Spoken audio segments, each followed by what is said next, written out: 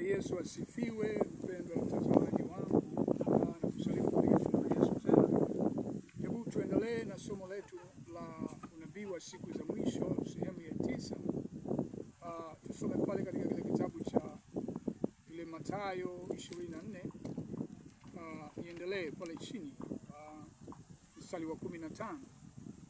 Basi hapo mtakapoliona chukizo la uharibifu lililonenwa na nabii Danieli limesimama patakatifu, asomaye na afahamu.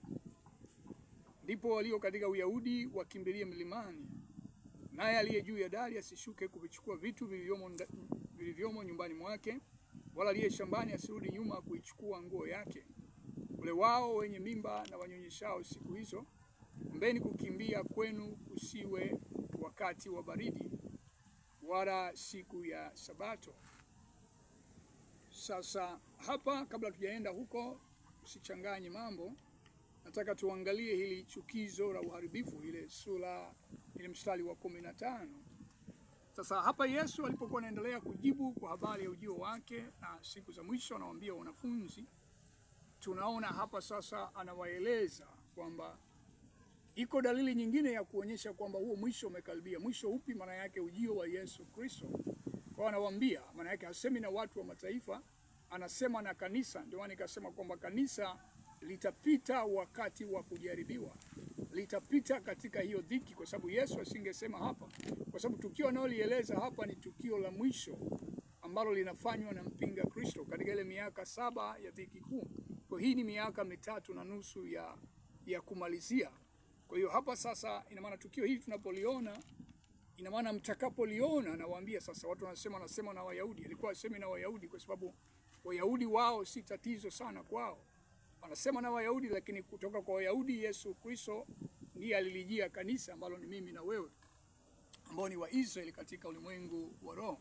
Sasa hapa anasema chukizo hili ambalo Danieli analionyesha katika kile kitabu cha Danieli ile sura ya 12. Unaona pale Danieli anaeleza mstari wa 1, wakati huo Mikaeli atasimama, jemedari mkuu asimamaye upande wa watu wako. Utakuwa na wakati wa taabu, mfano wake haukuwapo tangu mwanzo. Lakini hapa sasa ni mambo ambayo Danieli anajaribu kuyaonyesha, lakini nyuma yake huku Danieli anaeleza. Ukisoma Danieli hapa anasema huyu mtu atakayekuja ambaye ni mpinga Kristo atasitisha sadaka ya kuteketezwa kwa Mungu. Chukizo la uharibifu ni kwamba pale ambapo sasa ibada kwa Mungu itakapokomeshwa na kugeuzwa kwenda kuwa ibada kwa mtu, kwa maana ya kwamba siku ambayo mpinga Kristo anajitangaza kwamba yeye ni Mungu, kuanzia sasa hakuna kuabudu yeyote Mungu isipokuwa mimi. Na hiki watu wanasema inawezekanaje haya mambo kuwa? Lakini kumbuka wakati ule mfalme Dario yupo, ule mwezi mmoja maliwali walimshawishi akatangaza katika ufalme wake kwamba mwezi mmoja hakuna mtu kuabudu kwa Mungu mwingine yeyote isipokuwa kwa Mungu wa Dario. Na mtu ambaye hakuabudu alitupwa katika tundu la simba, na tunaona kilichomkuta Danieli. Lakini mambo hayo unakumbuka wakati wa Nebukadreza pia, ile sanamu iliposimamishwa, watu wote walilazimishwa kuabudu ile sanamu. Kwa hiyo hata kipindi hiki cha mpinga Kristo, kwa sababu ni kilele, kitafanyika katika kiwango cha dunia sasa, kwa sababu huu ni utawala ambao utaitawala dunia nzima kwa sababu ya sayansi na teknolojia. Ndio maana unasikia wanasema they want to globalize the world, maana kuifanya dunia kuwa kijiji. Kwa hiyo kijiji ili kiweze kutawaliwa, maana yake itakuwa rahisi kwa mpinga Kristo kuweza kuitawala dunia. Hapo ndipo sasa picha iliyoko kwa kuelezea mfumo wa taifa la Israeli. Walikuwa na hekalu la Sulemani ambalo kimsingi hatusemei sana hekalu la 3 kwa sababu halihusiki sana na kila ambacho nabii Danieli anakiona au manabii wanakisema, japo kwa Israeli bado kwao ni jambo ambalo wanaliangalia. Kwa hiyo shetani ameligeuza kuwa lake. Kwa hiyo hekalu la 3 si hekalu la Mungu tena, ni hekalu ambalo mpinga Kristo atalijenga kwa ajili ya kujitangaza kuwa Mungu.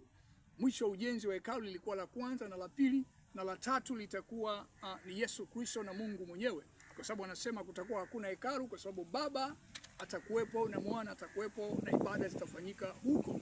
Kwa hiyo hili hekalu la 3 litahusika na maandalizi ya kumtangaza au mpinga Kristo kujitangaza kuwa yeye ni Mungu. Watu wengine wamehubiri, wamesema kwamba unajua, mpinga Kristo sio mtu, sio nini, atakuwa ni mtu mwenyewe kama ambavyo Yesu alikuwa. Atakuwa ni mtu, kwa sababu Yesu, kama wengine wanaopinga kwamba hakuwa mwana wa Mungu, ndivyo ambavyo itakuwa mpinga Kristo, naye atakuwa ni mwana wa mwovu Shetani. Kwa hiyo ndugu yangu mpendwa, nini tunakiona hapa ni kwamba huyu mpinga Kristo atakwenda kujitangaza. Sasa wakati Wayahudi wanafurahia kwamba tumepata Masihi, ndipo sasa itageuka, atakwenda kujitangaza katika hekalu ambalo amelitengeneza yeye, kwamba yeye ni nani? Yeye ni Mungu. Ndipo Wayahudi watafunguka macho na kujua kwamba hii si kweli, hili si jambo la haki. Kwa hiyo watageuka, ndipo taabu itawakuta. Tutakwenda kwenye kilele cha dhiki kuu, huku tukimsubiri Kristo Yesu ambaye ndiye Mwokozi wa Wayahudi pia, lakini pia na wa mataifa. Mungu akubariki sana. Mimi ni mjumbe tu, Yesu Kristo njiani kuja, na nyakati zinaenda mbio sana. Kwa hiyo jiweke tayari kwa ajili ya kumpokea Yesu Kristo. Kama hujaokoka, mwamini Yesu sasa kama Bwana Mwokozi wa maisha yako. Mungu akubariki katika jina la Yesu. Amen.